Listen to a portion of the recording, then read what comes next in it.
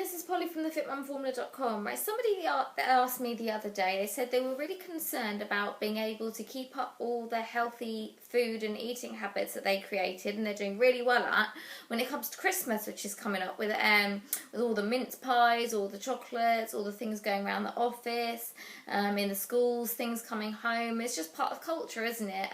We can't change it, and why we want to change it. You know, people have got to have these options, and they're enjoyable, and it's nice to join in. But when you're surrounded by it the whole time, and you have a history of overeating, and you like nice tasty sweet foods like this, and don't we all? Most normal people anyway.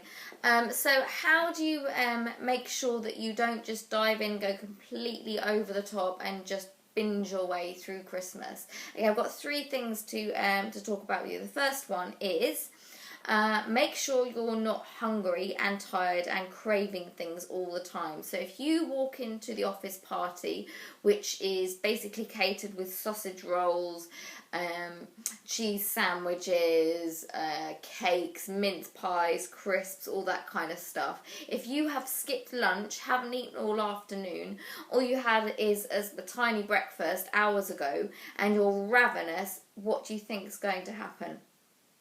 Well, if you've got your office party starting, say, at office closing time, 5, 6 o'clock, and it's that kind of unhealthy buffet style meal, then have something before. Either have an actual meal or a really decent snack. Have some fruits, some vegetables, some salad things in there.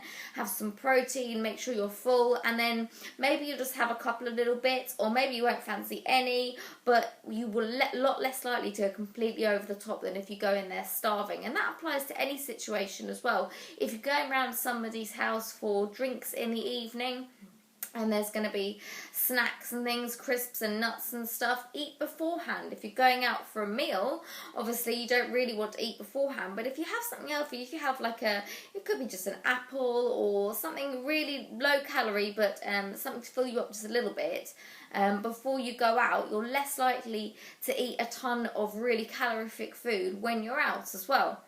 The second one is be prepared. So if normally there aren't things to just grab out other than boring, the plain style biscuits, if they're around most of the time, and in Christmas time comes and there's chocolates, there's mince pies, there's little fruit cake slices, there's all sorts to choose from that there isn't normally there. Bring your own stuff is what I will say. Get prepared. Don't rely on there being something more suitable for you, or something that, or things that you maybe would find it easier to resist. If plain digestive biscuits to you are boring, maybe you won't even bother having them. But when it comes to really tasty, yummy stuff, maybe that's slightly more difficult to resist. So take your own snack bars, healthy versions obviously.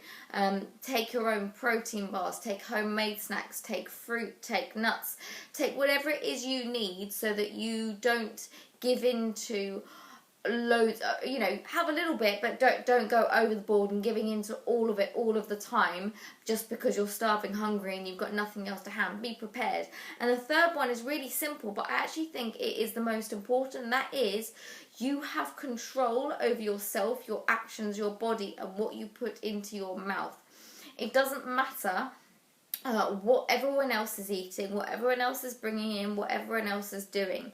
If you don't want to eat everything in sight, and you shouldn't because you've been working really hard towards your goals, and you're, as I said, don't deny yourself completely, have a little bit. But if on the whole you've been doing really well addressing your eating issues and getting back on track and getting a really sensible eating pattern in place, and you don't want to ruin that all and to go completely backwards, you can choose to stay on track. You can choose to eat well, and that applies everywhere, any time of the year, not just at Christmas. You don't have to do what everyone else is doing. So that is the big final takeaway of this video, is you can control what, when and where and how you eat. So make sure that you're prepared to make sure so that you can make those choices more easy, and you can easier rather, and it's not so difficult to resist everything that's around. Make those healthy choices, be prepared, and enjoy Christmas too, because life is short, but within reason. Okay then, thank you very much. That's Polly from thefitmumformula.com.